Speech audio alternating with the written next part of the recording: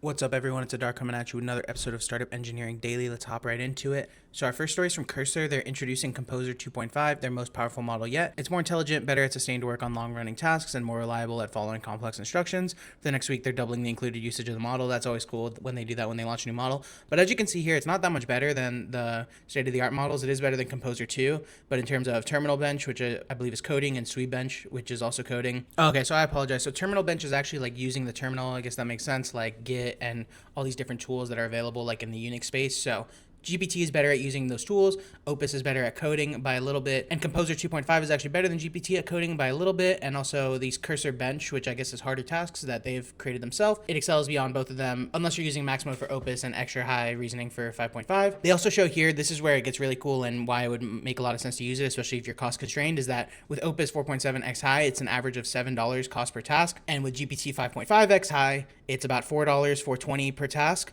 And then with Composer 2.5, it's less than $1 per task. So that's pretty cool. This is using the Cursor Bench that we talked about above, which they call super hard tasks. So that's really interesting to see. And I don't think they have actual token costs, but you can see here they improved Composer by scaling training, generating more complex RL environments, reinforcement learning, and introducing new learning methods. For example, they use text feedback during reinforcement learning to learn faster by assigning credit in rollouts spanning hundreds of thousands of tokens. And you can see here Composer 2.5 is built on the same open source base as Composer 2, Moonshot's Kimi K2.5. There was some drama when Composer 2 came out because they weren't super upfront about it, but it is open weight, so you're totally free to use it. And then they said together with SpaceX, they're training a significantly larger model from scratch using 10 times more compute with Colossus 2's million H100 equivalents, and their combined data and training techniques, they expect it to be a major leap in model capability. So I guess that'll be a new model coming out. And also there was a leak in another tweet that we're not going to cover, but I'll just mention here is that obviously, we talked about how SpaceX has the rights to acquire Cursor for $60 billion or have to pay a $10 billion fee for using their data. But it is looking like, and there was a leak essentially, that SpaceX is going to acquire them a few weeks after their IPO is what it's looking like. Okay, next we have a quick tweet from Theo that I thought might be interesting to talk about and just think a little bit. So he's been saying he's been thinking about this for months, and he has a pretty clear vision of a new cloud that he wants to build,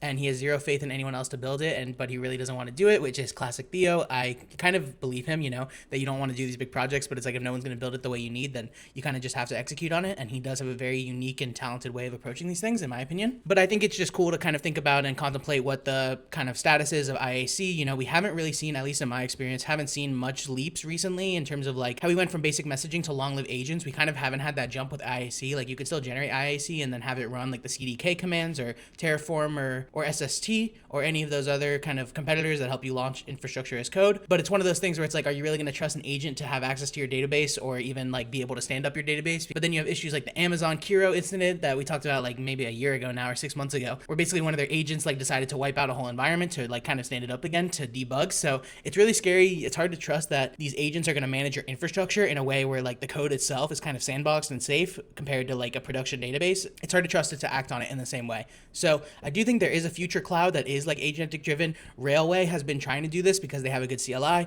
Vercel also has a good CLI, but Railway is having a major outage as we speak right now, and people don't really trust them as much, but I do think they're kind of well positioned. Obviously, they have their UI as well, which is kind of one of those things where it's like maybe the agentic cloud won't even have a UI or it'll just be a read-only UI, whereas Railway has built their write-driven UI. But nonetheless, I do think this is going to be tackled at some point because we do need reliable databases. It is still kind of annoying to use Docker to set up VPSs. Maybe you could argue, though, from like a Peter Levels perspective, that agentic systems actually make it so you don't need a hosted cloud or a managed cloud. You can kind of just use VPSs yourself, and then you use Docker, etc., to build your own deployment systems, which I do think is valid. So definitely something to think about. For me, I'm using Convex still for my new projects. I think it's really good. They kind of give you a lot out of the box while still being pretty flexible, but obviously it is opinionated and they do have a lot of rules built in. So yeah, just something to think about. Okay, next we have a pretty funny story. It's a few days old, but I thought we should cover it, and one of my friends sent it to me. I thought it was very interesting, and the guy's a very interesting character himself. So there's this venture fund called General Catalyst. They kind of just got some flack recently for kind of making fun of Andreessen Horowitz with this like Mac versus Windows ad,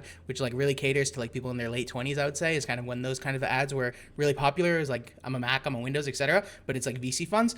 But long story short, General Catalyst co-led a $31.5 million seed round into a blatant ripoff of this guy's company called CLED. And the idea of these companies is that you're basically paying humans, usually in like third world countries or emerging markets, I think is what people call them, to like do things that can only be done by humans right now. And then you pay the person for their data, and then you can sell it off to AI training companies or like the Frontier Labs. But he raised 10 million, I believe. I don't know who he raised from. And the company's called CLED. I think there's also like a crypto token associated. I don't want to fully speak on something I don't know with that. So there was a little bit of drama there, but basically he goes through and he shows how his company Lul essentially stole their whole design, stole the idea, obviously, which you're allowed to do, but they basically don't have any customers. They have like a 2-star rating on the App Store with like 3 downloads, whereas Kled has like thousands of reviews, I believe, on the App Store and has done tons of transactions. So just interesting, kind of shows like the due diligence piece of raising money is not that solid. It's really about telling the story, and, you know, having a good UI design, I guess, is important, and just being able to show that your company's gonna be really big. $31 million seed is nuts, because that's got to be like $120 million valuation, which is like, what is that based on? Like, it has to be fraud, you know, unless they're giving them like 1000x multiple on ARR or something, or they just really believe in the founders, like on some super intelligence, like Ilya x OpenAI kind of stuff. I don't know who the founders are exactly, but nonetheless, crazy story, and we'll have to see how it evolves. People are definitely clowning on this company Lul, but you never know like where they're gonna come. But definitely they're gonna have to change their UI because it's just a blatant ripoff. Okay, and last we have this interesting story, which is that 3 researchers used Anthropic's Mythos model, which is basically the kind of like highest level, like they're not even giving it out to people to use.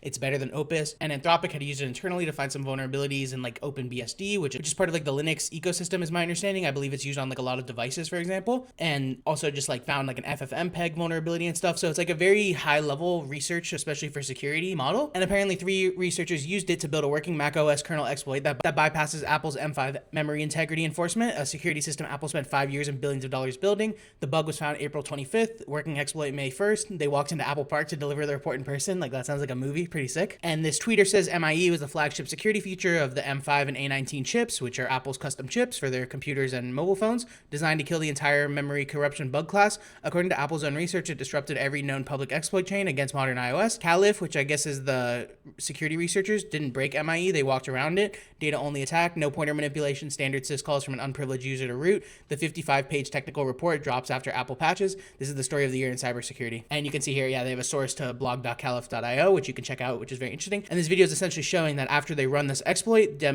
run demo.sh, you can see here in a couple seconds, they go to SSH, they go to ID, and they go to who am I, and they have access to root. So very crazy.